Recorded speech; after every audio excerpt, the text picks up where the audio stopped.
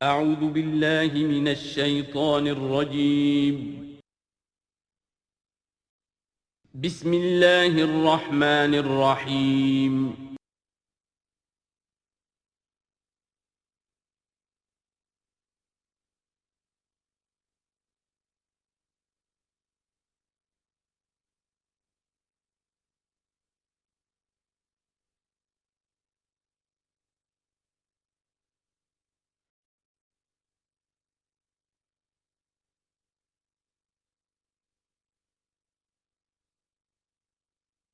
اعوذ باللہ من الشیطان الرجیم بسم اللہ الرحمن الرحیم یا ایہا الذین آمنوا لا تحرموا طیبات ما احل اللہ لکم ولا تعتدوا ان اللہ لا يحب المعتدین صدق اللہ العظیم۔ شرائع سماویہ میں کھانے پینے کی چیزوں میں حلت و حرمت، تحلیل و تحریم جو ہے یہ بہرحال ایک اہم موضوع ہے۔ یہ موضوع آپ کو یاد ہوگا سورہ بقرہ سے چل رہا ہے مسلسل، کہ مشرکانہ اوہام کی وجہ سے ان کے ہاں بہت سی چیزوں کے بارے میں نسل بعد نسل کچھ چیزیں ذہنوں میں بیٹھ گئی تھیں کہ یہ چیزیں حرام ہیں، اور یہ کہ اس قسم کی چیزیں جو ہیں پھر ذہنوں سے، دلوں سے، مزاجوں سے نکلنے میں بہت وقت لیتی ہیں اور بار بار جو ہے اس کی طرف توجہ دلانی پڑتی ہے۔ فرمایا یا ایھا الذین آمنوا، اہل ایمان، لا تحرموا طیبات ما احل اللہ لکم، نہ حرام ٹھہرا لو ان پاکیزہ چیزوں کو جنہیں اللہ نے تمہارے لیے حلال ٹھہرایا ہے، ولا تعتدوا، اور حد سے تجاوز نہ کرو۔ یہ بھی ہوتا ہے کہ کچھ لوگ اپنے تقویٰ کے جوش میں اور بہت زیادہ نیکی کے جذبے میں بھی بہت سی چیزیں کہ جو حلال ہیں ان کو اپنے اوپر حرام کر بیٹھتے ہیں۔ ان اللہ لا يحب المعتدین، یقیناً اللہ تعالیٰ حد سے تجاوز کرنے والوں کو پسند نہیں کرتا۔ وَكُلُوا مِمَّا رَزَقَكُمُ اللَّهُ حَلَالًا طَيِّبًا، کھاؤ ان چیزوں میں سے جو تمہارے رب نے تمہیں دی ہیں، اللہ نے دی ہیں، جو حلال بھی ہیں طیب بھی ہیں، حلال ہوں قانونی طور پر، صاف ستھری ہوں، پاک ہوں۔ وَاتَّقُوا اللَّهَ الَّذِي أَنتُم بِهِ مُؤْمِنُونَ، اور اس اللہ کا تقوی اختیار کیے رکھو کہ جس پر تمہارا ایمان ہے۔ لا یؤاخذکم اللہ باللغو فی ایمانکم، یہ قسموں کے سلسلے میں سورہ بقرہ میں بھی بات آئی تھی، اب آخری حکم آ رہا ہے۔ اللہ تعالیٰ مؤاخذہ نہیں کرے گا تم سے تمہاری قسموں میں سے جو لغو ہوتی ہیں، بغیر کسی مقصد کے، بغیر کسی ارادے کے، واللہ باللہ تکیہ کلام کے طور پر استعمال کرنا، جو عربوں کی خاص عادت تھی اور آج تک ہے۔ تو اس کو ظاہر بات ہے کوئی نہیں سمجھتا کہ یہ قسم کھا رہا ہے، یہ تو گویا کہ ان کا تکیہ کلام ہے، تو اس پر مؤاخذہ نہیں ہے۔ وَلَٰكِن يُؤَاخِذُكُم بِمَا عَقَّدتُّمُ الْأَيْمَانَ، لیکن اللہ مؤاخذہ کرے گا ان چیزوں پر کہ جو تم نے قسم باندھی ہے، عقدتم، اب اس میں تاکید باب تفعیل ہے، پورے اہتمام کے ساتھ تم نے ایک بات طے کی ہے اور اس پر قسم کھائی ہے۔ فَكَفَّارَتُهُ، اب اگر ایسی قسم کو توڑنا ہو تو اس کا ایک کفارہ ہے۔ فَكَفَّارَتُهُ إِطْعَامُ عَشَرَةِ مَسَاكِينَ مِنْ أَوْسَطِ مَا تُطْعِمُونَ أَهْلِيكُمْ، اس کو کھانا کھلانا ہے 10 مساکین کو، محتاج کو، وہ اوسط کھانا کہ جو تم اپنے گھر والوں کو کھلاتے ہو۔ او کسوتہم، یا پھر ان کو کوئی کپڑا دینا ہے۔ او تحریر رقبہ، یا تیسری شکل یہ ہے کہ کسی غلام کو آزاد کرنا ہے۔ ومن لم یجد، اور اگر کسی کے پاس ان تینوں کی کوئی صورت موجود نہ ہو، کوئی بالکل فقیر ہے اور بالکل اس کے پاس کچھ نہیں ہے، مفلس ہے، فصیام ثلاثۃ ایام، تو 3 دن کے وہ روزے رکھے۔ ذالک کفارۃ ایمانکم اذا حلفتم، یہ کفارہ ہے تمہاری قسموں کا جب کہ تم وہ قسم کھا بیٹھو۔ واحفظوا ایمانکم، اور اپنی قسموں کی حفاظت کرو۔ کذالک، اس کا مطلب یہ نہیں کہ لازماً ان کو برقرار رکھو، یعنی کہ قسم اگر ایسی ہے کہ جو کھولنی ہے، توڑنی ہے، جذبات میں کھا بیٹھے ہیں تو کفارہ دو، یہ بھی اس کی حفاظت میں آ گیا۔ واحفظوا ایمانکم کذالک یبین اللہ لکم آیاتہ لعلکم تشکرون، اس طرح اللہ تعالیٰ تمہارے لیے اپنی آیات کو واضح فرما رہا ہے تاکہ تم شکر کرو، حق ادا کرو۔ یا ایھا الذین آمنوا، اب یہ شراب اور جوئے کے بارے میں بھی آخری حکم۔ یا ایھا الذین آمنوا انما الخمر والمیسر والانصاب والازلام رجس من عمل الشیطان فاجتنبوہ لعلکم تفلحون، اہل ایمان، یقیناً شراب اور جوا اور بت اور پانسے یہ سب گندے کام ہیں، شیطان کے عمل میں سے ہیں۔ فاجتنبوہ، تو اس سے بچ کر رہو، لعلکم تفلحون، تاکہ تم فلاح پاؤ۔ تو شراب اور جوا تو پہلے بھی آ چکا ہے، لیکن انصاب اور ازلام وہ تقسیم کرتے تھے پانسوں کے ذریعے سے اور پھر ازلام کے ذریعے سے، ان کا معاملہ وہ بھی ایک جوئے کی قسم بن جاتی تھی۔ تو ان تمام چیزوں کو جو ہے رجس من عمل الشیطان قرار دیا۔ انما یرید الشیطان ان یوقع بینکم العداوۃ والبغضاء، یقیناً شیطان تو یہ چاہتا ہے کہ ان چیزوں کے ذریعے سے تمہارے اندر دشمنی اور بغض پیدا کر دے۔ یہ بہت اہم بات ہے کہ شراب کے نشے میں بھی انسان چونکہ اپنا ہوش اور شعور کھو بیٹھتا ہے، تو اب اسے کچھ معلوم نہیں کیا بکواس اس نے کی ہے، کیا کر رہا ہے۔ اس سے بھی یہ ہے کہ بہت سے جھگڑے شروع ہو جائیں گے، فساد شروع ہو جائے گا۔ آپ کو معلوم ہے کہ بہت بڑے بڑے راز جو ہیں اس زمانے میں، بڑی بڑی حکومتوں کے، امپائرز کے، سپر پاورز کے، وہ شراب کے نشے میں جو ہے وہ چرا لیے جاتے ہیں اور وہ راز نکل جاتے ہیں۔ تو اللہ تعالیٰ یہ ان چیزوں سے تمہیں بچانا چاہتا ہے، اور شیطان چاہتا ہے کہ تمہارے مابین عداوت اور بغض پیدا کر دے۔ اسی طریقے سے جوئے میں بھی چونکہ آدمی دیکھ رہا ہے، وہ کچھ اس نے ہارا، پھر کچھ اور ہارا، پھر کچھ اور ہارا، ایک وقت آتا ہے کہ پھر وہ برسٹ ہو جاتا ہے غصے میں اور وہ آگ بگولا ہو جاتا ہے، اس لیے کہ ظاہر بات ہے اسے نظر آ رہا ہے کہ جو مجھ سے جیت رہا ہے وہ کسی محنت کی وجہ سے نہیں جیت رہا ہے۔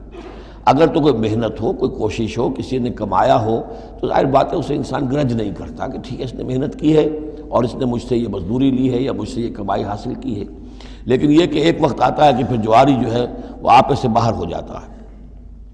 انما یرید الشیطان ان یوقع بینکم العداوۃ والبغضاء فی الخمر والمیسر، شیطان تو یہ چاہتا ہے کہ اس شراب اور جوئے کے ذریعے سے تمہارے اندر، تمہارے مابین دشمنی اور بیر پیدا کر دے، اور اس سے بھی آگے وَيَصُدَّكُمْ عَنْ ذِكْرِ اللَّهِ وَعَنِ الصَّلَاةِ، اور یہ کہ تمہیں روکے رکھے اللہ کی یاد سے اور نماز سے۔ یہ معاملہ بھی شراب کا تو بالکل واضح ہے، لیکن یہ کہ جوئے میں بھی یہ ہوتا ہے کہ ایک آدمی دفعہ اس میں لگ جائے تو پھر یہ ہے کہ وہاں سے نکلنا مشکل ہوتا ہے۔ جیسے تاش کا معاملہ ہے یا اور شطرنج ہے، یہ کھیل ایسے ہیں کہ جن کے اندر لگ کر پھر انسان جو ہے ان چیزوں سے غافل ہو جاتا ہے۔ فَهَلْ أَنْتُمْ مُنْتَهُونَ، تو اب باز آتے ہو یا نہیں؟ یہ انداز جو ہے یہ بڑا سخت ہے۔ اس میں پس منظر میں کیا ہے کہ تمہیں سب سے پہلی بات جو کہی گئی تھی، یسألونک عن الخمر والمیسر قل فیہما اسم کبیر ومنافع للناس واسمہما اکبر من نفعہما، تو تمہیں سمجھ لینا چاہیے تھا، اسی وقت بات آ جانا چاہیے تھا۔ جو رخ تھا اللہ تعالیٰ کی جو مصلحت تھی، شریعت کا جو رخ تھا وہ تو واضح ہو گیا تھا۔ خیر چلیے اس پر بھی تم نے نہیں مانا، پھر اگلا قدم ہم نے اٹھایا اور کہا کہ اگر شراب کے نشے میں ہو تو نماز کے قریب نہ جاؤ۔ اس سے تو پھر اب پوری طریقے سے واضح ہو جانا چاہیے تھا کہ دین کی اہم ترین چیز جو ہے وہ نماز ہے، صلاۃ و عماد الدین، دین کا ستون ہے، اور یہ جو شے ہے وہ ہمیں نماز سے روک رہی ہے، تو تمہیں چھوڑ دینا چاہیے تھا۔ بہرحال اب یہ کہ آخری بات ہماری طرف سے آ گئی ہے، فَهَلْ أَنْتُمْ مُنْتَهُونَ، تو اب بھی باز آؤ گے کہ نہیں؟ وَأَطِيعُوا اللَّهَ وَأَطِيعُوا الرَّسُولَ، اور اطاعت کرو اللہ کی اور اطاعت کرو رسول کی صلی اللہ علیہ وسلم، وَاحْذَرُوا، اور بچتے رہو۔ فَإِن تَوَلَّيْتُمْ فَاعْلَمُوا أَنَّمَا عَلَىٰ رَسُولِنَا الْبَلَاغُ الْمُبِينُ، اور اگر تم پھر جاؤ گے، پیٹھ موڑ لو گے، ہمارے اس حکم سے سرتابی کرو گے، فَاعْلَمُوا، تو جان لو، أَنَّمَا عَلَىٰ رَسُولِنَا الْبَلَاغُ الْمُبِينُ، کہ ہمارے رسول پر تو ذمہ داری ہے صاف صاف پہنچا دینے کی۔ یہ حکم اللہ کا ہے، اللہ کا حکم پہنچانا رسول کے ذمہ تھا، رسول نے پہنچا دیا، اپنا کام کر دیا۔ اب معاملہ ہوگا اللہ کا اور تمہارا، اللہ تم سے نپٹے گا، تم سے حساب لے گا۔ یہ جو اب اگلی آیت آ رہی ہے یہ بھی قرآن مجید کے فلسفہ، حکمت اور دین کی بڑی گہری باتوں کے ضمن میں بہت بنیادی آیت ہے، اور اس کا پس منظر یہ ہے کہ جب شراب کے بارے میں اتنا سخت انداز آیا کہ یہ رجسن، گندے کام ہیں، عمل شیطان میں سے ہیں، باز آتے ہو کہ نہیں، تو بہت سے مسلمانوں کو تشویش ہو گئی کہ ہم جو شراب پیتے رہے، اتنا عرصے تک پیتے رہے، یہ گندگی تو ہماری ہڈیوں میں بیٹھ گئی ہوگی۔ آج کا کوئی شخص کہے گا کہ میرا شاید کوئی سیل بھی نہ ہو جسم کا کہ جس میں شراب کے اثرات نہ پہنچ گئے ہوں، تو میں کیسے پاک ہوں گا؟ کس طریقے سے یہ چیز جو ہے اب یہ گندگی میرے جسم میں سے دھلے گی؟ تو یہ تشویش جو ہے اس کو رفع کرنے کے لیے، جیسے تحویل قبلہ کے وقت تشویش ہو گئی تھی کہ 16 مہینے جو ہم نے نمازیں پڑھی، اگر اصل قبلہ تھا کعبہ اور ہم نمازیں پڑھتے رہے بیت المقدس کی طرف رخ کر کے، تو وہ نمازیں تو ضائع ہو گئی، اور نماز ہی تو ایمان ہے۔ وما کان اللہ لیضیع ایمانکم، نہیں اللہ تعالیٰ تمہارے ایمان کو ضائع کرنے والا نہیں ہے۔ ایسے ہی یہاں ان کی دلجوئی کے لیے فرمایا لیس علی الذین آمنوا وعملوا الصالحات جناح فیما طعموا، ان لوگوں پر جو ایمان لائے اور جنہوں نے نیک عمل کیے کوئی گناہ نہیں ہے اس میں جو کچھ پہلے کھا پی چکے. کسی شے کی حرمت کے قطعی حکم کے آنے سے پہلے جو کچھ کھایا پیا گیا جبکہ اس کی حرمت کا اعلان نہیں ہوا تھا تو اس کا کوئی گناہ ان پر نہیں رہے گا. یہ کوئی ان کی ہڈیوں میں بیٹھ جانے والی شے نہیں ہے. یہ مورل لا ہے, یہ فزیکل لا نہیں ہے. فزیکل لا میں تو ہوتا ہے کہ کچھ چیزوں کے اثرات جو ہیں وہ دائمی ہو جاتے ہیں. مورل لا میں تو یہ ہے کہ بڑے سے بڑا گناہ ہو, کوہ احد جتنے گناہ ہوں, صدق دل سے توبہ کی جائے سب صاف ہو جائیں گے. التائب من الذنب کمن لا ذنب لہ, گناہ سے حقیقی معنی میں توبہ کرنے والا بالکل ایسے ہے جیسے اس نے کبھی گناہ کیا ہی نہیں تھا. وہ تو نامہ اعمال جو ہے بالکل دھل جاتا ہے. لہذا اس تشویش کو اپنے قریب مت آنے دو. لیس علی الذین آمنوا وعملوا الصالحات جناح فیما طعموا, اب جو آ رہا حصہ, اذا اتقوا وآمنوا وعملوا الصالحات ثم اتقوا وآمنوا ثم اتقوا واحسنوا واللہ یحب المحسنین. جب تک کہ وہ تقوی کی روش اختیار کیے رکھیں اور ایمان لائیں اور نیک عمل کریں, پھر اور تقوی میں بڑھیں اور ایمان لائیں, پھر اور تقوی میں بڑھیں اور درجہ احسان پہ فائز ہو جائیں. واللہ یحب المحسنین, اور اللہ تعالیٰ محسنوں سے محبت کرتا ہے. یہ تین درجے ہیں اصل میں. ایک درجہ اسلام ہے, اللہ کو مان لیا, رسول کو مان لیا اور اس کے احکام پر چل رہے ہیں. ایک اس سے اوپر کا درجہ ہے ایمان, کہ وہ یقین کے درجے میں قلب میں وہ ایمان اتر گیا ہو اب. اور جب یہ ایمان قلب کے اندر اتر گیا ہے, وَلَٰكِنَّ اللَّهَ حَبَّبَ إِلَيْكُمُ الْإِيمَانَ وَزَيَّنَهُ فِي قُلُوبِكُمْ, تو اب انہی اعمال میں, نماز پہلے بھی پڑھ رہا تھا, اب نماز کی اور شان ہوگی, اس کی کوئی اور کیفیت ہوگی, اس کی زندگی کے اندر ایک نیا رنگ آ جائے گا. صبغۃ اللہ ومن احسن من اللہ صبغہ.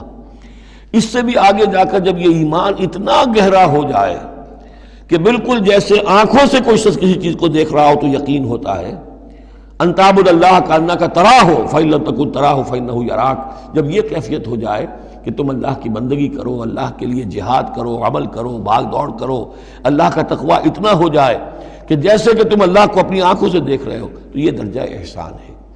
حدیث جبرائیل کے جس کو کہا گیا ام السنہ, جیسے سورہ فاتحہ ام القرآن اساس القرآن, ایسے حدیث جبرائیل ہے ام السنہ.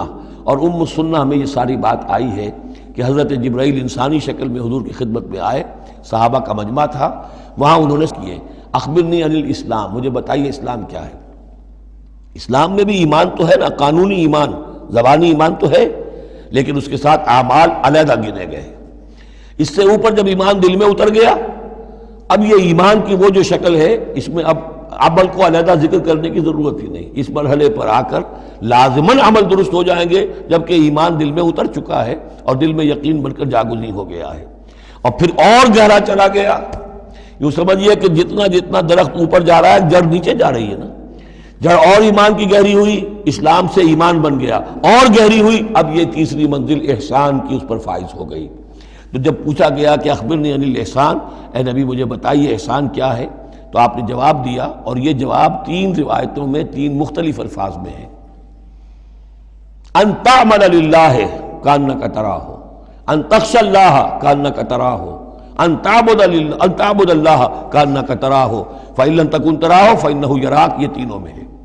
اللہ کی بندگی, اللہ کی پرستش, اللہ کے لیے بھاگ دوڑ, اللہ کے لیے عمل, اللہ کے لیے جہاد, یہ انسان ایسی کیفیت سے سرشار ہو کر رہا ہو گویا کہ اپنی آنکھوں سے اللہ کو دیکھ رہا ہے.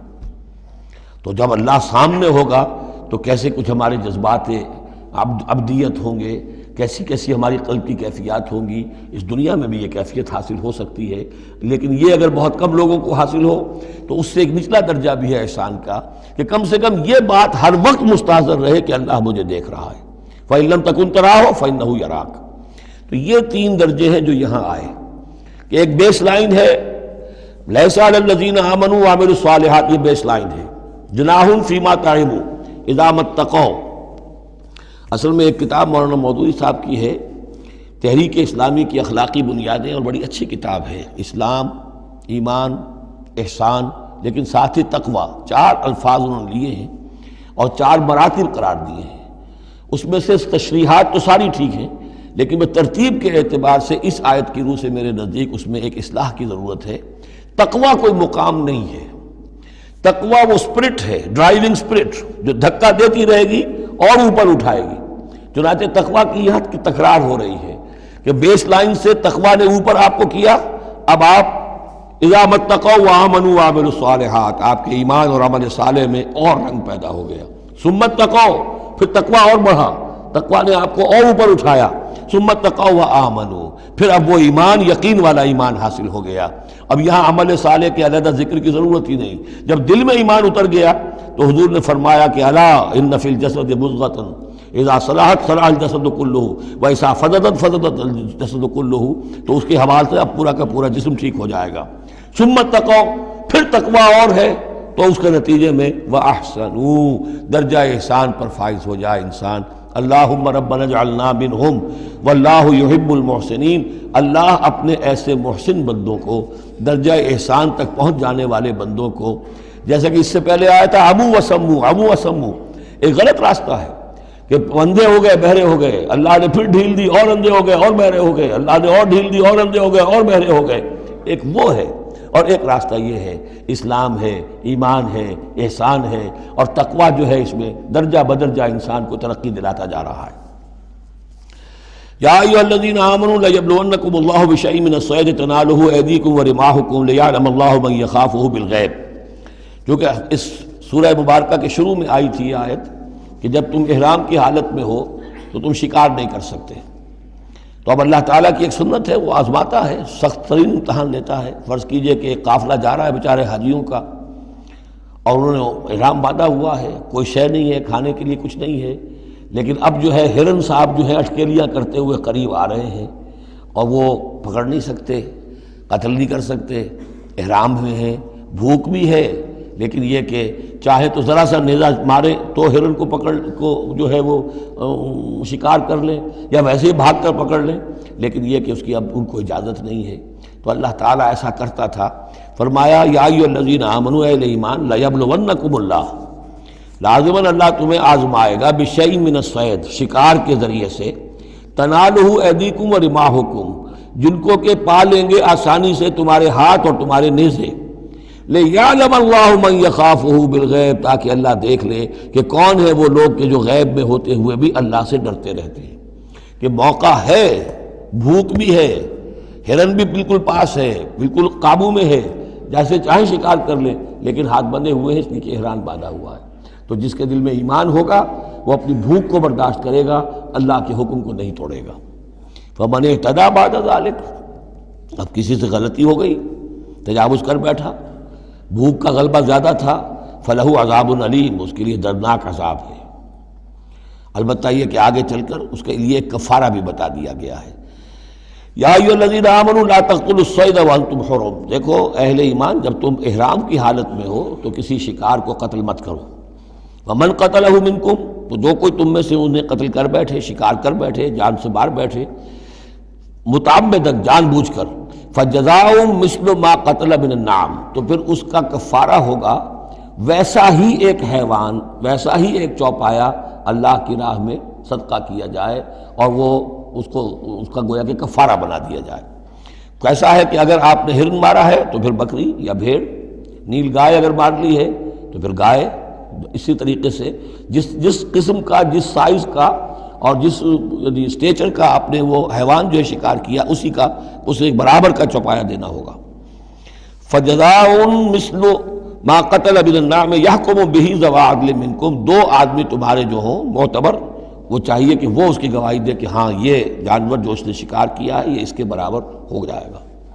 ہدیم بالغ الکعبہ، اور یہ ہدی ہوگی اب یہ جانور، کعبے تک اس کا پہنچنا ہے، کعبے کی نظر ہوگا یہ، او کفارۃ، یا پھر اس کا ایک کفارہ اور بھی ہے، طعام و مساکین، کچھ مساکین کو کھانا کھلانا، صدقہ فطر کے حساب سے ہے یہ جو فقہا نے لکھا ہے، او عدل ذالک صیامن، یا اتنے ہی روزے رکھنا۔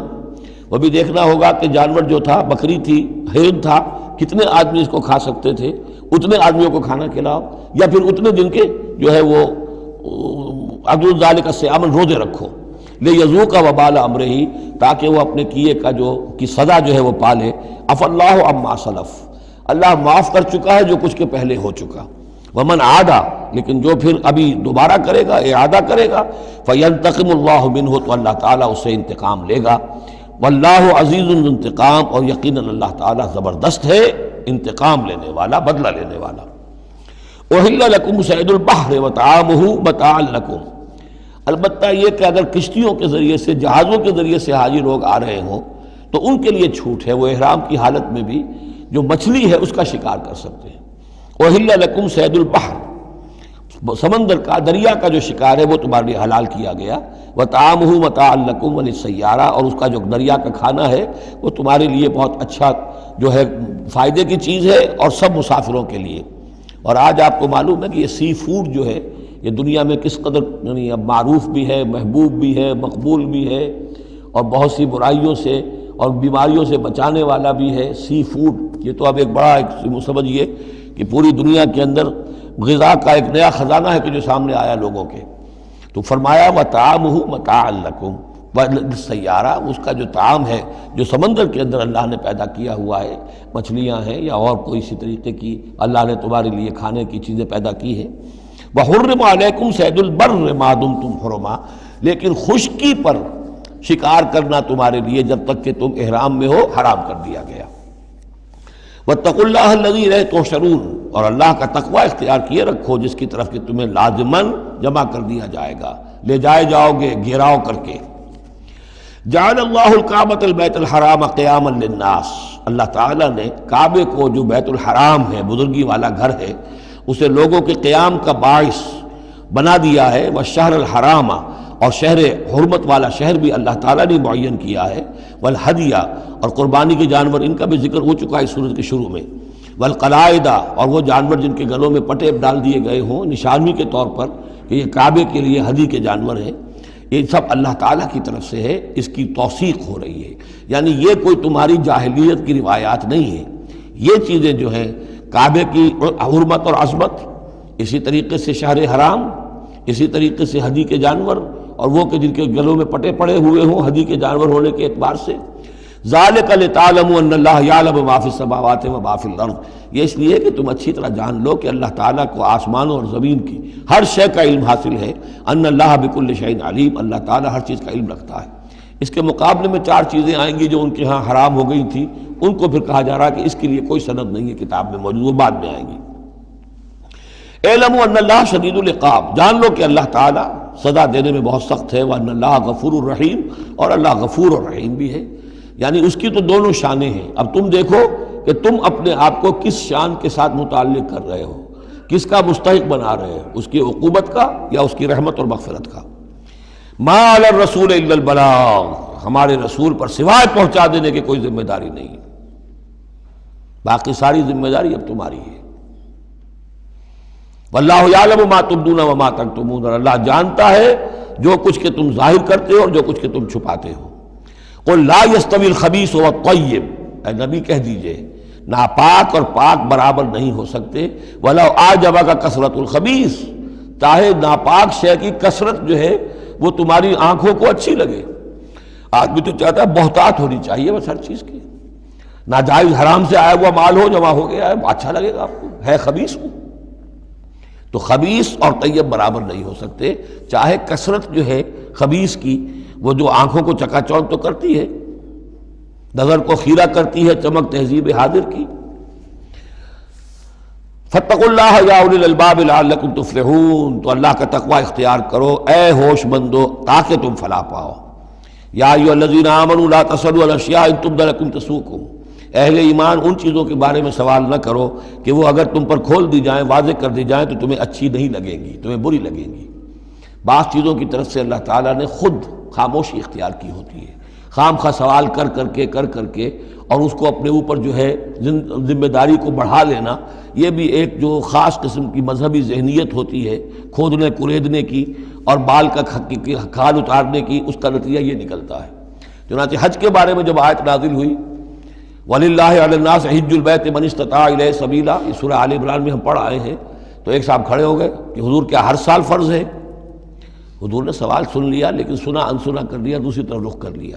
اب وہ ادھر تشریف لے آئے، حضور کیا ہر سال فرض ہے؟ حضور نے پھر جو ہے مجھ سے اغماض برتا، پھر آپ نے رخ موڑ لیا، تیسری مرتبہ پھر آپ ناراض ہوئے کہ دیکھو اگر میں ہاں کہہ دوں تو قیامت تک کے لیے ہر سال حج فرض ہو جائے گا، جس چیز کے اندر اللہ تعالیٰ نے اجمال رکھا ہے اس میں تمہاری اس میں بہتری ہے. جو شخص ہر سال کر سکتا ہو کرے، لیکن یہ کہ فرضیت جو ہے اس کے ساتھ ہر سال کی قید اللہ نے نہیں لگائی. تم سوال کر کر کے اپنے لیے تنگی پیدا کر لو. جیسے وہ گائے کے بارے میں کیسا رنگ ہو اور کیا اس کی عمر ہو اور کیسی گائے ہو، یہ ساری چیزیں اسی طرح کی ہیں. لیکن یہ کہ ان تسألوا عنہا حین ینزل القرآن تبد لکم، اگر تم سوال کرو گے جبکہ ابھی قرآن کا نزول جاری ہے تو وہ ظاہر کر دی جائے گی. اللہ تعالیٰ نے اپنی حکمت کے تحت اس کے اوپر پردے ڈالے ہوئے ہیں. وہ سمجھتا ہے کہ اس میں تمہارے لیے تنگی ہو جائے گی، بہت زیادہ ہو جائے گا، لیکن اگر سوال کرو گے تو پھر وہ ظاہر کر دی جائے گی. عفا اللہ عنہا، اللہ تعالیٰ نے اس میں درگزر سے کام لیا ہے، تو پر نرمی کی ہے. یہ کسی نسیان کی وجہ سے نہیں ہے، بھول کی وجہ سے نہیں ہے، غلطی کی وجہ سے نہیں ہے، معاذ اللہ. واللہ غفور حلیم، اللہ غفور ہے اور حلم والا ہے. قد سألها قوم من قبلکم ثم اصبحوا بها کافرین، تم سے پہلے کی قوم یہ اہل کتاب جو ہے اسی قسم کے سوال کرتے رہے اور پھر یہ کہ وہ اس کے انکار کرنے والے بن گئے. اب یہاں وہ چار چیزیں بھی آ رہی ہیں کہ جو ان کے ہاں بہت زیادہ مقدس ہو گئی تھی. ما جعل اللہ من بحیرۃ ولا صائبۃ ولا وسیلۃ ولا حام. وہاں کیا تھا؟ جعل اللہ الکعبۃ البیت الحرام قیاما للناس والشہر الحرام والہدی والقلائد. یہ چار چیزیں ان کی توثیق ہو گئی کہ یہ تو واقعتاً اللہ کی شریعت کے اجزاء ہیں، ان کا احترام اور ان کی حرمت کو بلوز رکھنا لازم ہے. یہ چار چیزیں یہ تمہارے جاہلیت کے دور کے جو مشرکانہ اوہام ہیں ان کی یادگاریں ہیں، اس کے لیے اللہ کی طرف سے کوئی سند نہیں. ان چیزوں کے بارے میں بہت سے اقوال ہیں، لیکن میں یہاں آپ کو پڑھ کر سنا رہا ہوں کہ جو حضرت سعید ابن المسیب رحمۃ اللہ علیہ کی تفسیر صحیح بخاری میں جو ان الفاظ کی آئی ہے وہ مولانا شبیر احمد عثمانی صاحب نے اپنے حواشی میں نقل کی ہے. بحیرہ جس جانور کا دودھ بتوں کے نام کر دیتے تھے کوئی اپنے کام میں نہ لاتا تھا. صائبہ جو جانور بتوں کے نام پر ہمارے زمانے کے سانڈ کی طرح چھوڑ دیا جاتا تھا. وسیلہ جو اونٹنی مسلسل مادہ بچہ جنے درمیان میں نر بچہ پیدا نہ ہو اسے بھی بتوں کے نام پر چھوڑ دیتے تھے. حامی نر اونٹ جو ایک خاص عدد سے جفتی کر چکا ہو اسے بھی بتوں کے نام پر چھوڑ دیتے تھے. تو ان کو چھوڑ دیتے تھے کہ اب یہ کسی کوئی ان کو ہاتھ نہ لگائے، کوئی ان سے استفادہ نہ کرے، نہ ان کا گوشت کھایا جا سکتا ہے، نہ ان سے کوئی خدمت لی جا سکتی ہے، یہ محترم ہو گئے. تو اس کے لیے فرمایا ما جعل اللہ من بحیرۃ ولا صائبۃ ولا وصیلۃ ولا حام ولکن الذین کفروا یفترون علی اللہ الکذب. بلکہ یہ تو وہ لوگ جنہوں نے کفر کیا وہ افتراء کرتے رہے ہیں، جھوٹ گھڑتے رہے ہیں، اللہ کے ذمے یہ باتیں لگاتے رہے ہیں. واکثرهم لا یعقلون، ان کی اکثریت جو ہے وہ عقل سے عاری ہے. وَإِذَا قِيلَ لَهُمْ تَعَالَوْا إِلَىٰ مَا أَنزَلَ اللَّهُ وَإِلَى الرَّسُولِ، اور جب ان سے کہا جاتا ہے آؤ اس چیز کی طرف جو اللہ نے نازل فرمائی اور آؤ اللہ کے رسول کی طرف. بمصطفیٰ برسا خیش را کے دی ہم اوست، اگر بہو نہ رسیدی تمام بولا بیست. قالوا حسبنا ما وجدنا علیہ آباءنا، وہ کہتے ہیں ہمارے لیے وہ کافی ہے جس پر ہم نے اپنے آباء و اجداد کو پایا ہے. ان کی روایت یہی ہے، ان کی رسومات یہی تھیں، وہ کوئی جاہل تھوڑا ہی تھے. آج تمہیں عقل آئی ہے، تم نے دین سمجھا ہے، یا ہمارے بزرگ جو ہیں یہ اتنے عرصے سے یہ کام کرتے چلے آ رہے ہیں. یہی باتیں آج بھی آپ سنتے ہیں. کسی رسم کو آپ کہیں کہ بھائی کوئی سند نہیں ہے اس کی دین میں، نہ کہیں صحابہ کے یہاں اس کا وجود تھا، لیکن یہ کہ کوئی چھوڑنے کو تیار نہیں ہے. اولو کان آباؤہم لا یعلمون شیئا ولا یہتدون، خواہ ان کے آباء و اجداد جو ہیں ایسے رہے ہوں کہ نہ انہیں کوئی علم حاصل ہوا ہو نہ ہی وہ ہدایت پر ہوں. جیسے تم مخلوق ہو اللہ کی، وہ بھی مخلوق تھے. جیسے تم غلط کام کر سکتے ہو اور غلط آراء قائم کر سکتے ہو ویسے وہ بھی غلط کار ہو سکتے تھے. یا ایھا الذین آمنوا علیکم انفسکم لا یضرکم من ضل اذا اہتدیتم، یہ بھی بہت اہم آیت ہے اور اس کے ساتھ ایک واقعہ موجود ہے. لفظی ترجمہ یہ ہے کہ اے لوگو، اے وہ لوگو جو ایمان لائے ہو، تم پر ذمہ داری ہے صرف اپنی جان کی، اپنی ذات کی. لا یضرکم من ضل، جو گمراہ ہو جائے کوئی اور وہ تمہیں کوئی نقصان نہیں پہنچا سکتا. اذا اہتدیتم جبکہ تم ہدایت پر ہو. الی اللہ مرجعکم جمیعا فینبئکم بما کنتم تعملون، اللہ ہی کی طرف تم سب کو لوٹ کر جانا ہے اور وہ تمہیں بتا دے گا جو کچھ کہ تم کرتے رہے تھے. اس آیت کا ایک غلط مفہوم جو ہے وہ دور صحابہ ہی میں سے بعض لوگوں نے نکال لیا کہ دعوت اور تبلیغ کی کوئی ذمہ داری نہیں ہے، ہر ایک پر ذمہ داری اپنی ہے. کوئی کیا کرتا ہے اس سے مجھے کیا بحث. دیکھو قرآن میں لکھا ہوا ہے یا ایھا الذین آمنوا علیکم انفسکم، مجھے اپنا عمل درست رکھنا ہے، باقی کوئی اور غلط کام کرتا ہے میں خام خواہ اسے روکوں ٹوکوں ناراضی مول لوں، نہیں عن المنکر امر بالمعروف، اس کی کوئی ذمہ داری نہیں ہے۔ قرآن کہہ رہا ہے علیکم انفسکم لا یضرکم من ضل اذا اہتدیتم، اگر تم ہدایت کے اوپر ہوگے، صحیح راستے پر ہوگے، تو کوئی کتنا ہی گمراہ ہو جائے اس کا تمہیں کوئی نقصان نہیں۔ تو حضرت ابوبکر رضی اللہ تعالیٰ عنہ نے پھر خطبہ دیا باقاعدہ کہ لوگوں میں دیکھ رہا ہوں کہ تم اس آیت کا مطلب غلط سمجھ رہے ہو۔ مطلب تو یہ ہے کہ تمہاری ساری تبلیغ اور کوشش امر بالمعروف نہی عن المنکر کے باوجود کوئی شخص گمراہ رہتا ہے تو اس کا تم پر کوئی وبال نہیں۔ یہ بار بار ہم پڑھ چکے ہیں۔ لا تسألوا عن اصحاب الجحیم، اے نبی آپ سے کوئی باز پرس نہیں ہوگی جہنمیوں کے بارے میں کہ یہ کیسے ہو گیا ہے محمد کہ ہم نے آپ کو بھیجا اور پھر بھی یہ قوم جو ہے جہنم میں چلی گئی۔ لیکن جہاں تک دعوت، تبلیغ، نصیحت، نہی عن المنکر، امر بالمعروف، یہ فرائض میں سے ہے، یہ فرض ساقط نہیں ہوتا اس آیت کی روح سے، بلکہ تمہاری ساری کوشش کے باوجود کوئی شخص ہے، والد ہے، بچہ فرض کیجئے اس کا کہیں آوارہ ہو گیا ہے، اپنی امکانی حد تک کوشش کیے جا رہا ہے، نہیں بچہ راستے پر آ رہا، تو ظاہر بات ہے کہ اللہ کے ہاں اگر اس نے پوری کوشش کی ہے، جد و جہد کی ہے، کوئی کوتاہی نہیں چھوڑی ہے اس میں، تو اب اس کا وبال اس پر تو نہیں آئے گا، لیکن اپنا فرض ادا کرنا لازم ہے۔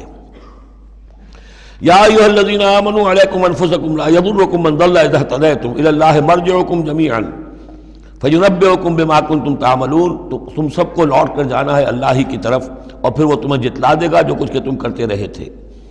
یا ایھا الذین آمنوا شہادۃ بینکم اذا حضر احدکم الموت حین الوصیۃ اثنان ذوی عدل منکم، اہل ایمان تمہارے مابین شہادت کا نصاب، جبکہ تم میں سے کسی کی موت کا وقت آ جائے اور وہ وصیت کر رہا ہو تو دو معتبر اشخاص کا ہونا چاہیے۔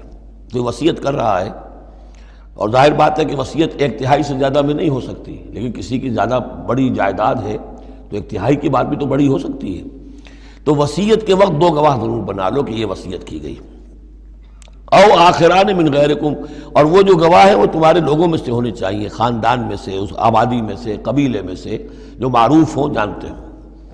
او آخران من غیرکم، لیکن ایک شکل ہو سکتی ہے ان انتم ضربتم فی الارض، اگر تم زمین میں سفر پر نکلے ہوئے ہو اور وہاں موت کی، فاصابتکم مصیبت الموت، وہاں سفر کی حالت میں تم پر موت کا یہ واقعہ جو ہے یہ واقع ہو جاتا ہے، یہ مصیبت موت واقع ہو جاتی ہے، اس صورت میں او آخران من غیرکم، تو دو گواہ ہو سکتے ہیں، وہ تمہارے غیر بھی ہو سکتے ہیں، کسی غیر قوم کے، غیر قبیلے کے، لیکن یہ کہ بہرحال جب عام حالات میں اپنے گھر میں، اپنی بستی میں، اپنے خاندان ہی میں رہتے ہوئے جب کہ کوئی شخص انتقال کر رہا ہے تو اسے وصیت میں گواہ اپنے لوگوں میں سے، رشتہ داروں میں سے، قرابت داروں میں سے دو معتبر آدمیوں کو بنانا چاہیے۔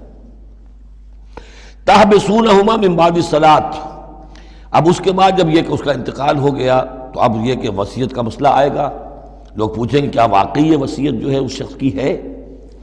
تو اب ان دونوں کو روکو، کھڑا کرو، من بعد الصلاۃ، نماز کے بعد، مسجد ہے، نماز پڑھی ہے، اب وہ دونوں کھڑے ہو جائیں، فیقسمان باللہ، پھر انہیں چاہیے کہ اللہ کی قسم کھائیں، ان ارتبتم، اگر تمہیں کوئی ان کے بارے میں شک ہو کہ کہیں یہ وصیت کو بدل نہ دیں، کہیں ان سے غلطی نہ ہو جائے، تو ان سے قسم کھلوا لو، حلف کی بنیاد پر وہ اپنا جو ہے وہ وہاں پر شہادت دیں گے، اور پھر انہیں کہنا چاہیے لا نشتری بہ ثمنا، ہم اس کی کوئی قیمت وصول نہیں کریں گے، کوئی ناجائز فائدہ اس سے نہیں اٹھائیں گے، ولو کان ذا قربا، چاہے کوئی قرابت داری کا معاملہ ہو، کسی کے حق میں ہم کوئی ناانصافی نہیں کریں گے، ولا نکتم شہادت اللہ، اور نہیں ہم چھپائیں گے اللہ کی گواہی کو۔ اب گواہی جو ہے اتنی عظیم شے ہے کہ شہادت اللہ کہا گیا، اللہ کی گواہی، اللہ کی طرف سے امانت ہے۔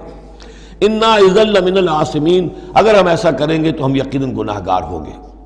فإن عثر على انہم استحقا اسما، پھر اگر یہ خبر ہو، یہ شک ہو، یہ اطلاع ملے کہ ان دونوں نے تو گناہ کمایا ہے، جھوٹ بولا ہے، حلفیہ بیان بھی غلط دیا ہے، وصیت میں ترمیم کی ہے، وصیت کو بدل دیا ہے، اس کے باوجود کہ نماز کے بعد حلف اٹھا کر یہ بات کر رہے ہیں، آخر انسان ہے، ہر معاشرے میں ہر طرح کا انسان ہر وقت موجود رہتا ہے۔ فآخران یقومان مقامہما، تو اب دو اور لوگ کھڑے ہوں جو کہ ان کی جگہ پر اب کھڑے ہوں، من الذین استحق علیہم العریان، کہ جن کے حق کو تلف کیا ہے ان پہلوں نے، وہ کھڑے ہوں گے اب کہ ہمارا حق یہ لوگ تلف کر رہے ہیں، وصیت کے اندر انہوں نے خیانت کی ہے۔ فیقسمان باللہ، اب وہ قسم کھائیں گے اللہ کی، لشہادتنا احق من شہادتہما، ہماری گواہی زیادہ حق ہے، برحق ہے، صحیح ہے، درست ہے ان کی گواہی سے، وما اعتدینا، اور ہم نے ہرگز کوئی زیادتی نہیں کی ہے، انا اذا لمن الظالمین، یقیناً اس صورت میں ہم ظالم ہوں گے۔ ذالک ادنا، یہ طریقہ کار قریب تر ہے اس سے، ان یاتوا بالشہادۃ علی وجہہا، کہ لوگ شہادت کو بالکل صحیح فیس ویلیو پر پیش کریں، کیونکہ انہیں یہ معلوم ہوگا کہ ہم نے جھوٹی قسم کھا بھی لی، تب بھی جو دوسرا فریق ہے وہ بھی اگر قسم اٹھا گیا تو ہماری وہ جھوٹی قسم جو ہے وہ بھی ضائع ہو جائے گی، لہذا وہ پھر اس کی ہمت نہیں کریں گے۔ یہی معاملہ ہے کہ جو آئے گا، اگر کوئی کسی شخص کو اپنی بیوی کے اوپر شک ہے، شک کیا، اس نے دیکھا ہے بدکاری کرتے ہوئے، تو وہ اگر 4 مرتبہ قسم کھا کر کہے کہ جو میں کہہ رہا ہوں میں نے دیکھا ہے اور اس نے یہ بدکاری کی ہے، تو وہ 4 گواہوں کے برابر ہو جائے گی ایک شخص کی گواہی۔ لیکن یہ کہ اس کا جواب بھی یہ ہے کہ بیوی بھی اگر 4 مرتبہ قسم کھا کر کہہ دے کہ یہ جھوٹ بول رہا ہے، مجھ پر تہمت لگا رہا ہے، تو اس کی جو گواہی ہے وہ ساقط ہو جائے گی۔ تو یہ دونوں طرف سے اللہ تعالیٰ نے بیلنس کیا ہے کہ تاکہ یہ دونوں امکانات موجود رہیں۔ ذالک ادنی ان یاتوا بالشہادۃ علی وجہہا، یہ قریب تر ہے، اس سے مناسب تر ہے کہ لوگ گواہی جو ہے وہ صحیح شکل میں پیش کریں، اور یخافوا ان ترد ایمان بعد ایمانہم، کہ انہیں یہ خوف رہے کہ قسمیں جو ہیں لوٹا دی جائیں گی، الٹی کر دی جائیں گی ان کی قسموں کے بعد۔ واتقوا اللہ واسمعوا، اور ڈرتے رہو اور سنتے رہو اور سن رکھو، واللہ لا یہدی القوم الفاسقین، اللہ ایسے فاسقوں کو ہدایت نہیں دیتا۔ اب یہ آخری 2 رکوع جو ہے سورہ مبارکہ کے، اس میں جو ایک نقشہ کھینچا گیا ہے وہ حضرت مسیح علیہ السلام اور ان کے ساتھ اللہ تعالیٰ کا ایک مخاطبہ اور مکالمہ قیامت کے دن کا، اور اس کے پس منظر میں یہ گویا کہ پوری ایک داستان ایک نئی شان سے سامنے آتی ہے۔ یوم یجمع اللہ الرسل، اس دن کا تصور کرو جس دن اللہ تعالیٰ تمام رسولوں کو جمع کرے گا۔ فیقول ماذا اجبتم، اور پوچھے گا آپ لوگوں کو کیا جواب ملا تھا، آپ کی قوموں نے کیا معاملہ کیا آپ کے ساتھ۔ قالوا لا علم لنا، وہ کہیں گے ہمیں کچھ معلوم نہیں، اللہ تعالیٰ کی جناب میں زبان کھولنے سے بچیں گے۔ انک انت علام الغیوب، اللہ تو سب کچھ جاننے والا ہے، غیبوں کا جاننے والا ہے، علام الغیوب ہے، تمام چھپی باتوں کا جاننے والا ہے، تیرے تجھ پر منکشف ہے۔ اذ قال اللہ یا عیسی ابن مریم، اب خاص پیشی جو ہے وہ ہو رہی ہے حضرت عیسیٰ ابن مریم کی، وہ دنیا میں پوجے گئے، اللہ کے بیٹے بنائے گئے، ثالث و ثلاثہ قرار دیے گئے، لہذا اب ان کو جو شرمندگی اٹھانی پڑے گی اللہ تعالیٰ کے سامنے، اس کا نقشہ کھینچا گیا ہے۔ اذ قال اللہ یا عیسی ابن مریم اذکر نعمتی علیک، اور جب کہے گا اللہ تعالیٰ کہ اے مریم کے بیٹے عیسیٰ ذرا میرے ان انعامات کو یاد کرو جو تم پر ہوئے، وعلی والدتک، اور تمہاری والدہ پر ہوئے، اذ ایدتک بروح القدس، جبکہ میں نے تمہیں مدد پہنچائی، تائید کی تمہاری روح القدس سے، جبرائیل کے ذریعے سے، تکلم الناس فی المہد وکہلا، تم نے گفتگو کی لوگوں کے ساتھ، پگھوڑے میں بھی، گود میں بھی، انفینسی میں بھی، اور کہلن، اور پوری طریقے سے جوان اور پورے طریقے سے ایک ایڈلٹ کی حیثیت سے بھی۔ وَإِذْ عَلَّمْتُكَ الْكِتَابَ وَالْحِكْمَةَ وَالتَّوْرَاةَ وَالْإِنْجِيلَ، اب وہ الفاظ آگے آل عمران والے، اور یاد کرو ہمارے اس احسان کو جب میں نے تمہیں سکھائی کتاب بھی اور حکمت بھی، یعنی تورات بھی اور انجیل بھی، درمیان کا واو یعنی کے معنی میں آئے گا، واو تفسیر۔ وَإِذْ تَخْلُقُ مِنَ الطِّينِ كَهَيْئَةِ الطَّيْرِ بِإِذْنِي، اور یاد کرو جب کہ تم بناتے تھے گارے سے پرندے کی ایک شکل میرے حکم سے، فَتَنْفُخُ فِيهِ فَتَكُونُ طَيْرًا بِإِذْنِي، پھر تم اس میں پھونک مارتے تھے تو وہ ایک اڑتا ہوا پرندہ ہو جاتا تھا میرے حکم سے۔ وَتُبْرِئُ الْأَكْمَحَ وَالْأَبْرَصَ بِإِذْنِي، اور تم اچھا کر دیتے تھے مادرزاد اندھے کو بھی اور کوڑھی کو بھی میرے حکم سے۔ وَإِذْ تُخْرِجُ الْمَوْتَىٰ بِإِذْنِي، اور جب کہ تم مردے کو کھڑا کر دیتے تھے، چلنے والا بنا دیتے تھے، بِإِذْنِي، میرے حکم سے۔ وَإِذْ كَفَفْتُ بَنِي إِسْرَائِيلَ عَنْكَ، اور یاد کرو میرے اس احسان کو کہ میں نے بنی اسرائیل کے ہاتھ روک لیے تم سے، ان کے ہاتھ تم تک نہیں پہنچنے دیے۔ یہ وہی واقعہ ہو گیا کہ حضرت مسیح گرفتار نہیں ہوئے، حضرت مسیح کو عین اس وقت جب کہ وہ پولیس والے داخل ہوئے باغ میں، 4 فرشتے اترے ہیں اور لے کر آسمان پر چلے گئے۔ وَإِذْ كَفَفْتُ بَنِي إِسْرَائِيلَ عَنْكَ، میں نے ہاتھ روکے رکھے بنی اسرائیل کے تجھ سے۔ اِذْ جِئْتَهُم بِالْبَيِّنَاتِ، جب تم ان کے پاس آئے کھلے معجزوں کے ساتھ۔ فَقَالَ الَّذِينَ كَفَرُوا مِنْهُمْ، تو کہا ان لوگوں نے جنہوں نے ان میں سے کفر کیا، إِنْ هَذَا إِلَّا سِحْرٌ مُبِينٌ، نہیں ہے یہ تو بالکل کھلا یقیناً ان ھذا الا نہیں ہے یہ مگر کھلا جادو۔ وَإِذْ أَوْحَيْتُ إِلَى الْحَوَارِيِّينَ، اور پھر ذرا یاد کرو میرے اس احسان کو کہ میں نے اشارہ کر دیا، دل میں ڈال دیا وحی کی حواریین کی طرف۔ یہ وحی خفی، حواریین کو ظاہر بات ہے وحی جلی جو ہے، وحی نبوت تو نہیں آ سکتی، لیکن جیسے کہ شہد کی مکھی کے لیے وحی کا لفظ آ گیا ہے، آسمانوں کو وحی کی اللہ تعالیٰ نے، تو یہ وحی خفی ہے۔ وَإِذْ أَوْحَيْتُ إِلَى الْحَوَارِيِّينَ، اور جب میں نے اشارہ کیا، الہام کر دیا حواریین کو، ان آمنوا بی وبرسولی، ایمان لاؤ مجھ پر بھی اور میرے رسول پر بھی۔ قالوا آمنا واشہد باننا مسلمون، اور انہوں نے کہا کہ ہم ایمان لائے اور اے عیسیٰ آپ بھی گواہ رہیے کہ ہم اللہ کے فرما برداروں میں سے ہیں۔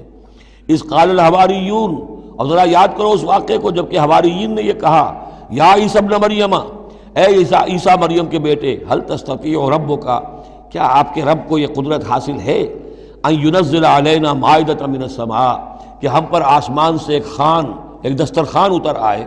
قال اتقوا اللہ ان کنتم مؤمنین، تو عیسیٰ نے کہا کہ اللہ کا تقوی اختیار کرو اگر تم ایمان رکھتے ہو، ایسی دعائیں نہیں کرنی چاہیے، ایسے مطالبے نہیں کرنے چاہیے۔ قالوا نرید ان ناکل منہا، انہوں نے کہا نہیں، ہم چاہتے ہیں کہ آسمان سے ایک خوان اترے اور اس میں ہمارے لیے غذا ہو اور ہم اس میں سے کھائیں، وتطمئن قلوبنا، اور ہمارے دل بالکل مطمئن ہو جائے۔ یعنی وہ ایسی بات ہو گئی جیسے حضرت ابراہیم نے کہا تھا ارنی کیف تحیی الموتی، اس طرح کا کوئی مشاہدہ وہ بھی مانگ رہے تھے۔ وَنَعْلَمَ، اور ہمیں یہ معلوم ہو جائے پوری طریقے سے، ان قد صدقتنا، کہ آپ نے جو باتیں بھی ہم سے کہی ہیں بالکل سچی ہیں، کسی شک و شبے کی کوئی گنجائش نہیں۔ وَنَكُونَ عَلَيْهَا مِنَ الشَّاهِدِينَ، اور ہم ان تمام باتوں پر پورے گواہ بن جائیں، ہمیں وہ یقین کامل حاصل ہو جائے کہ پھر ہم آپ کی جانب سے جب تبلیغ کریں لوگوں کے اندر تو ہمارے اپنے دل میں کہیں کسی شک و شبے کا کوئی کانٹا چبھا ہوا باقی نہ رہ گیا ہو۔ قال عیسیٰ ابن مریم، تو اس پر حضرت عیسیٰ ابن مریم نے دعا کی، اللہم ربنا انزل علینا مائدۃ من السماء، اے اللہ، اے ہمارے رب اتار دے ہم پر ایک دسترخوان، ایک خوان بھرا ہوا آسمان سے، تکون لنا عیدن، وہ ہمارے لیے ایک عید بن جائے گا، جشن کی بات ہو جائے گی، آسمان سے خاص تیرے ہاں سے کھانا ہمارے لیے آئے، لأولنا وآخرنا، ہمارے پہلوں کے لیے بھی پچھلوں کے لیے بھی، وآیۃ منک، اور ایک نشانی بن جائے گی تیری جانب سے، وارزقنا، اور ہمیں رزق عطا فرما، وانت خیر الرازقین، اور یقیناً تو بہترین رزق دینے والا ہے۔ قال اللہ، اللہ نے جواباً ارشاد فرمایا، انی منزلها علیکم، ٹھیک میں نازل کر دوں گا وہ تم پر، فمن یکفر بعد منکم، لیکن پھر اس کے بعد جو کوئی کفر کی روش اختیار کرے گا، فانی اعذبہ عذابا لا اعذبہ احد من العالمین، پھر اس کو میں وہ عذاب دوں گا جو تمام جہانوں میں کسی اور کو نہیں دوں گا۔ یعنی جب اس طرح کا خرق عادت کوئی چیز دکھا دی جائے، کھلا معجزہ، پھر رعایت نہیں ہوتی۔ چنانچہ قوموں کا معاملہ یہی تھا، قوم سمود نے مطالبہ کیا حضرت صالح علیہ السلام سے کہ ابھی اس چٹان میں سے ایک گابن جو اونٹنی برآمد ہو جانی چاہیے، وہ اونٹنی جو ہے برآمد ہو گئی، لیکن اب رعایت نہیں تھی۔ اب اگر ایمان نہیں لاؤ گے تو اب کہہ دیا گیا چند دن ہے تم بس ہو گیا، اب اس کے بعد ختم ہو جاؤ گے۔ اس لیے کہ اس قسم کی نشانیاں دکھانے کے بعد پھر وہ رعایت نہیں رہتی، مہلت ختم ہو جاتی ہے۔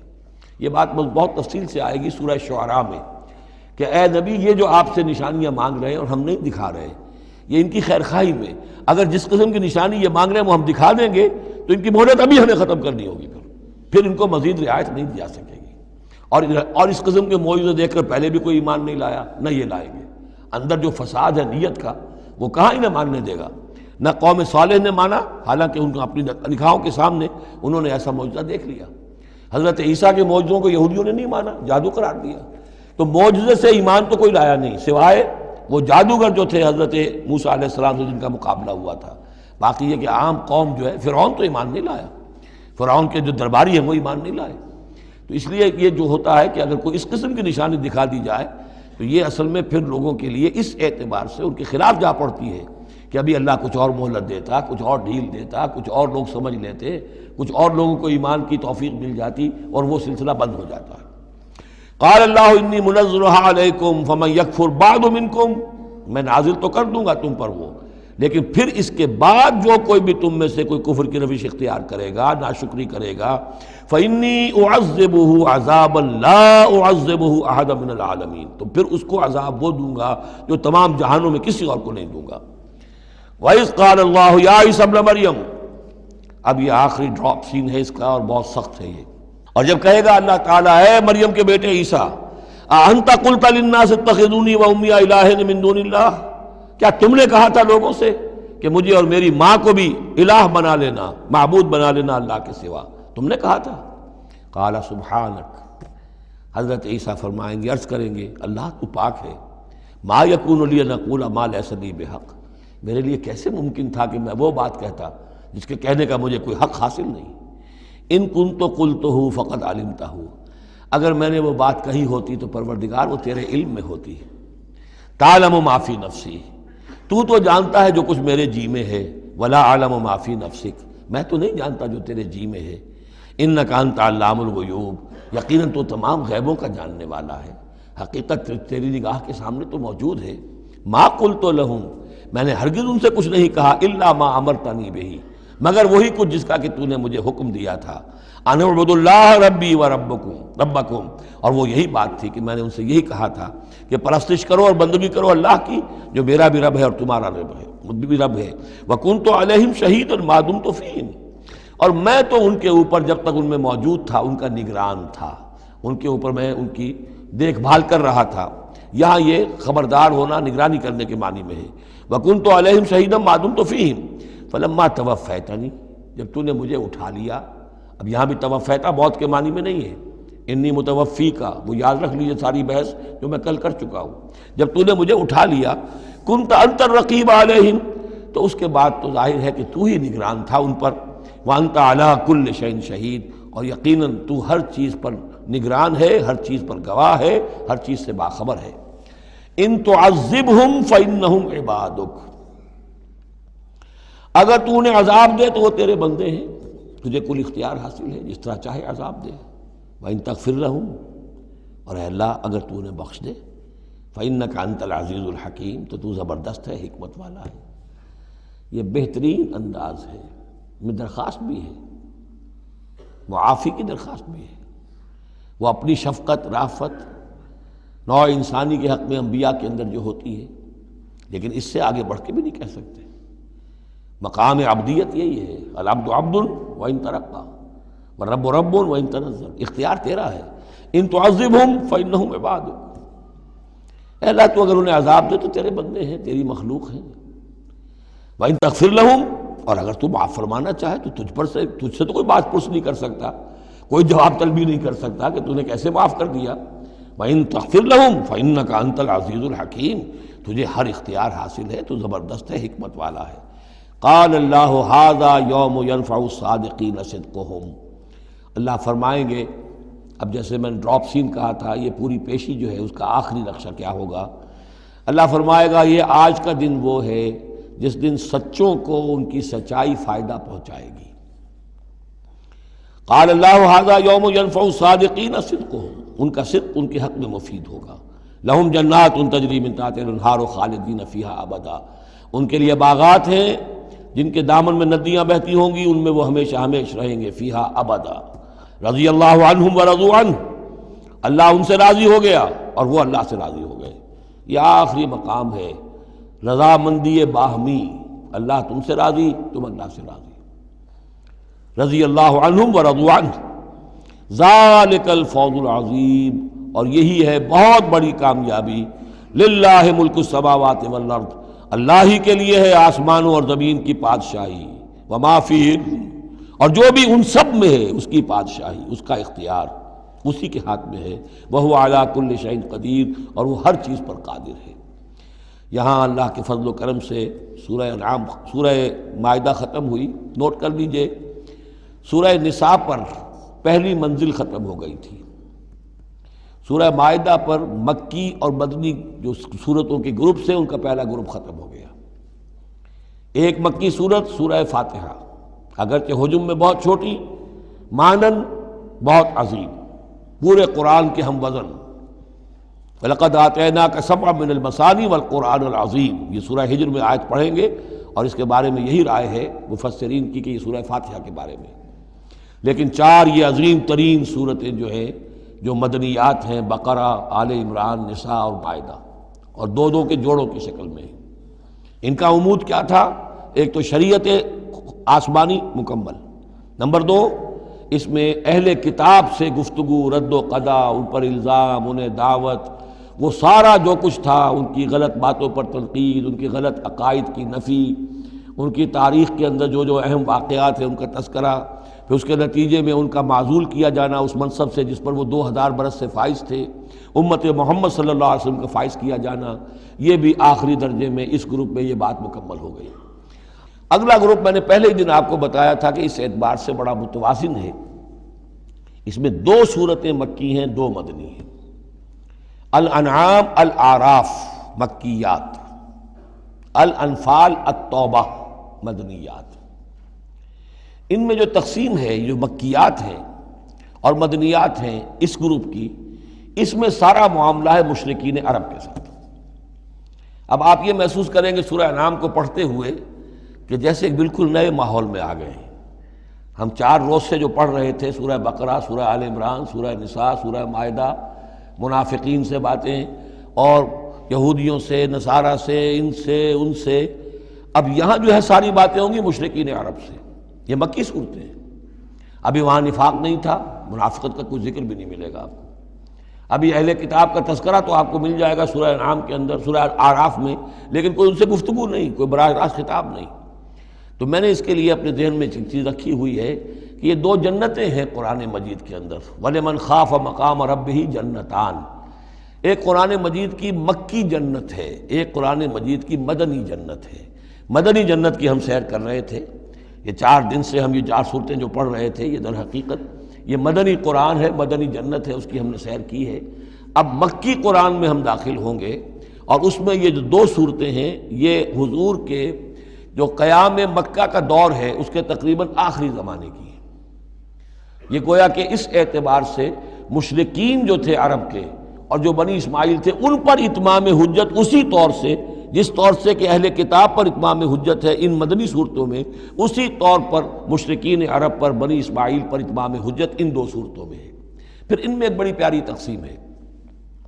مکی صورتوں میں چونکہ ظاہر بات ہے کہ اہم ترین مضمون ایمان کا ہوتا ہے، اللہ کو مانو، اللہ کی نعمتوں کا اقرار کرو، اللہ کے رسول کو مانو، اور ان میں جو استدلال ہوتا ہے وہ شاہ ولی اللہ دہلوی رحمۃ اللہ علیہ کی اصطلاحات کے حوالے سے آپ کو بتا رہا ہوں کہ 2 طریقے سے اللہ تعالیٰ توحید کی طرف لوگوں کو لاتا ہے۔ التذکیر بآلاء اللہ، اللہ کے احسانات، اللہ کی عظمت، اللہ کی نشانیاں، اللہ کی قدرت، اللہ کی صناعیاں، یہ تو آیات آفاقیہ، آیات انفسیہ، اور اللہ کے احسانات تم پر، ان کی نعمتوں کا تذکرہ، اس کو کہتے ہیں التذکیر بآلاء اللہ، اللہ کے احسانات اور اس کی قدرت کے جو کرشمے ہیں ان کے حوالے سے یاد دہانی، تذکیر۔ اللہ تعالیٰ کا ایمان ہمارے اندر ہے، ڈورمنٹ ہے، بالقوہ ہے، سویا ہوا ہے، اسے جگانے کے لیے یہ آیات قرآنیہ آتی ہیں، اسے ایکٹیویٹ کرنے کے لیے وہ پوٹینشیل ایمان ایکچوئل ایمان بن جائے، لیکن اس کے لیے تذکیر ہے، یاد دہانی۔ اس تذکیر کا ایک پہلو ہے تذکیر بآلاء اللہ، اللہ کی نعمتوں، اس کی صناعیوں، اس کی قدرتوں کے حوالے سے اللہ کی ایمان کی دعوت۔ ایک ہے التذکیر بایام اللہ، اللہ کے دنوں کے حوالے سے۔ اللہ کے دنوں میں سب سے بڑے دن وہ ہیں جن میں اللہ تعالیٰ نے بڑی بڑی قوموں کو تہس نہس کر دیا۔ پوری قوم نوح غرق کر دی گئی، پوری قوم عاد برباد کر دی گئی، نسیا منسیہ، پوری قوم سمود ختم کر دی گئی، چند ساتھی اہل ایمان اور وقت کے رسول بچا لیے گئے۔ ایک کشتی پر حضرت نوح اور ان کے ساتھی، محدود چند اہل ایمان، باقی پوری نوع انسانی اس وقت تک اتنی ہی تھی، ختم ہو گئی۔ اس طرح قوم عاد پوری ختم ہو گئی، حضرت ہود اور چند لوگ بچا لیے گئے۔ قوم سمود پوری ختم ہو گئی، حضرت صالح اور چند اہل ایمان بچا لیے گئے۔ قوم شعیب پوری ختم ہو گئی، مدین کے لوگ، صرف حضرت شعیب اور ان کے چند ساتھی بچا لیے گئے۔ عمورہ اور صدوم کی بستیاں برباد کر دی گئیں، صرف حضرت لوط علیہ السلام اور ان کی بیٹیاں وہاں سے نکل سکی ہیں، باقی پوری قوم ختم ہو گئی۔ تو یہ ایام اللہ، آل فرعون غرق کر دیے گئے۔ یہ اللہ کی سنت رہی ہے کہ جب بھی کبھی اس نے کسی قوم کی طرف رسول کو بھیجا، نبی نہیں، رسول، جب رسول بھیج دیا گیا اب اگر قوم نے رسول کو رد کر دیا تو پھر اس کے ساتھ رعایت نہیں ہے، پھر وہ قوم ختم کر دی جائے گی، گویا کہ ثابت ہو گیا ان میں کوئی خیر نہیں ہے۔ جیسے آپ کسی باغ میں سے پتے وتے جھاڑ جھکاڑ جمع کر کے آگ لگا دیتے ہیں تو گویا کہ یہ دنیا کے باغ کے اندر اب یہ جھاڑ جھکاڑ ہے، ان میں کوئی خیر رہا ہی نہیں۔ نبی کے رسول کے آنے کے بعد بھی یہ لوگ جو ہیں ان کی آنکھیں نہیں کھلی تو معلوم ہوا کہ اب ان کے اندر کوئی خیر نہیں ہے، تو ان کو ختم کر دیا جائے اور زمین کو پاک کر دیا جائے، یہ زمین کا بوجھ ہے، زمین کے لیے گندگی ہے، پاک کر دیا جائے۔